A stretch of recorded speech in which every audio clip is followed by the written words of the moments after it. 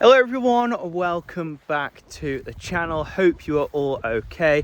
I'm just going to do a short, sharp video today, and a little bit of a catch up after I put the video out last week regarding inheritance tax. So I've got a lot of interaction, and just a catch up for those people that haven't seen or don't know about what is going on at the moment in agriculture. So last week the new budget came out and some new rules came in.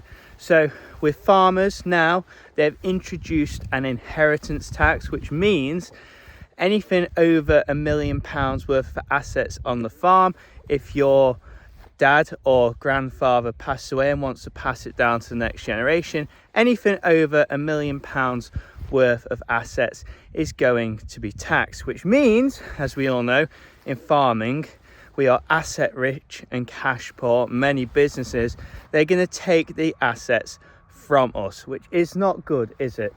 Basically, you see the field I'm in now. I'm just walking the dogs. We take a crop off of this.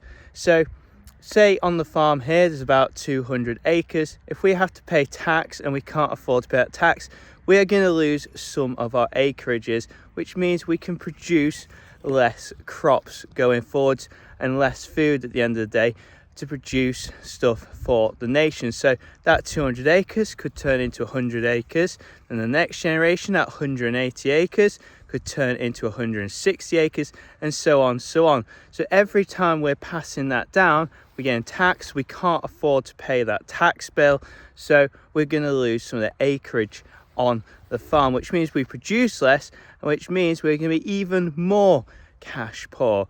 There has been a lot of comments on that video. That is basically what I said in there. People saying, why are all these millionaires complaining about being taxed? Well, that is why.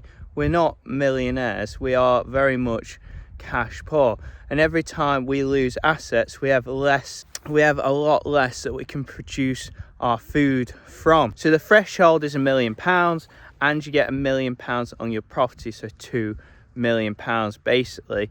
And the average farm size in the UK is about 170 acres, and say all that land is worth, say, £10,000 an acre. That is 1.7 million.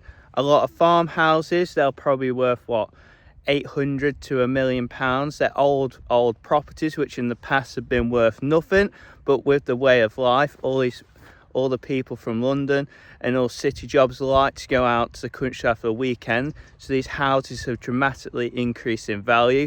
So you add that onto it, so that's 2.5–3 million. You get the machinery that you need, all the livestock that you have, to say that's worth another £500,000.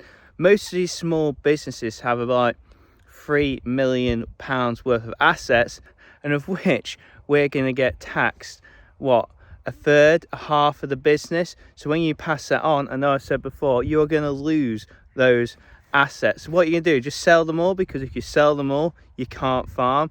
And all these people, and a lot of the comments says, why don't you just sell the business? Well, if you sell the business, you have got the cash, but how long realistically is £2 million going to last you if you don't have a job?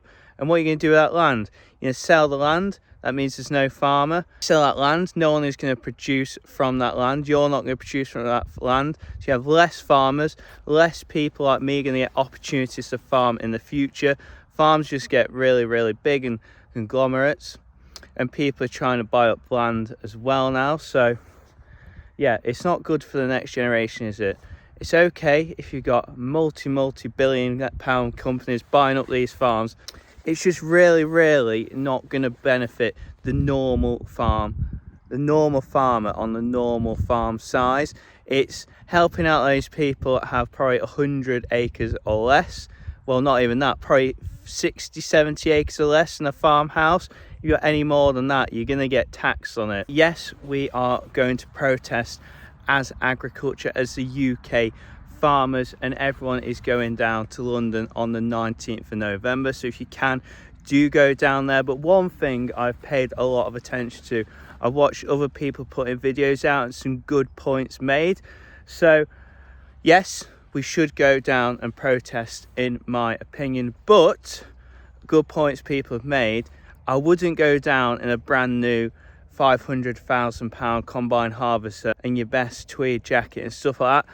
Go down as a farmer, a genuine dress as you would on any day on the farm, because you don't want to give reasons for people to give misconceptions of the industry.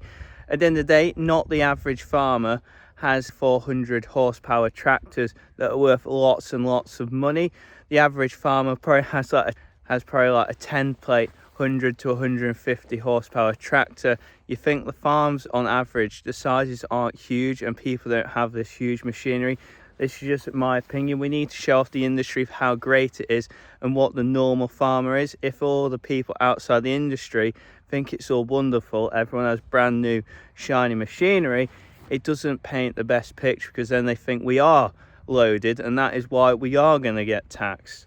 I don't want to cause too much controversy. I just think we need to show off how good we are and why, and the real side of agriculture.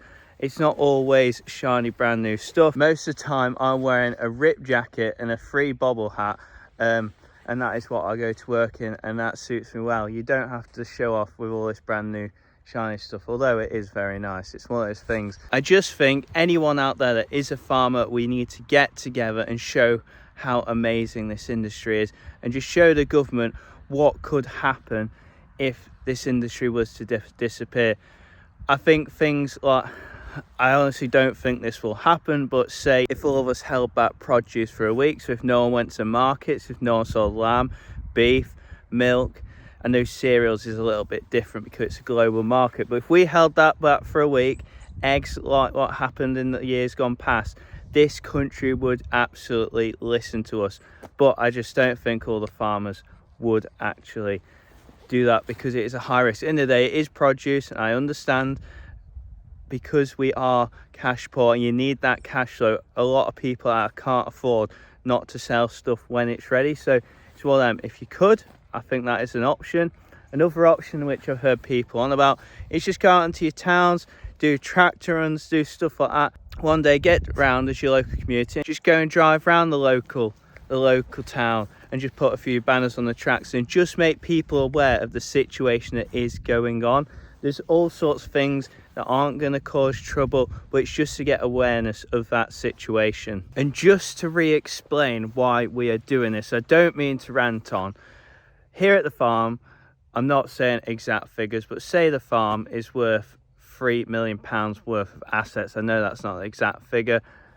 Say the farmhouse, you can get £1 million on that. It's probably not worth that. You get £1 million on the land. So say we've got £1.2 million worth of assets. We're going to be charged 20% on that. When with quick maths, that's £240,000 that goes into the cash flow.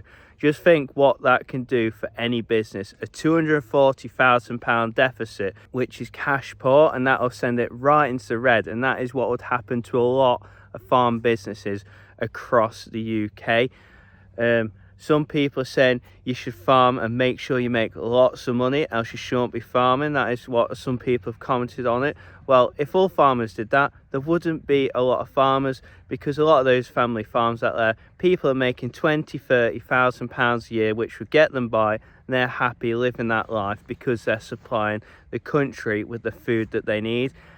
And that is what a lot of these family farmers do. They do it for the lifestyle, and they love being outdoors, and they're just passionate about UK agriculture like myself. It's not all about being a millionaire. And the worrying thing is, you think £240,000, 20,000, 30,000 a year, it's either you're not ever going to pay that off and you're going to be permanently in debt, or you're just going to have to sell up and sell the farm. It is a sad time, and I hope that people can rethink what is going on and change this up to make something, because for people like myself, I just, it's hard seeing past this. Fingers crossed something happens from this protest and going forwards. That is just a little catch up on my opinion of some of the stuff going on with the inheritance tax. I know it's a quick one. Any comments, please comment below, or any opinions, I do appreciate. I know there's people out there that think we should get taxed, and there's people out there in full support. If you are in full support, please share as much as you can on social media about what's going on, and just explain why this is such a problem for the industry, because yeah, it seriously could affect a lot of people going forward. And I know people saying there's loopholes like trusts and stuff like this, and there's always a way of negotiating around tax, but if it's there in the first place, there's some people that have sudden deaths. Say something dramatically happens to someone's grandfather and the next day they're stuck with this huge tax bill. How are they going to deal with that? So guys, thank you for watching. I hope some of the points I made are understandable and it's not too much of a rant. I'll catch you in the next one. Thank you for watching, and I hope you enjoyed all that I've gone through.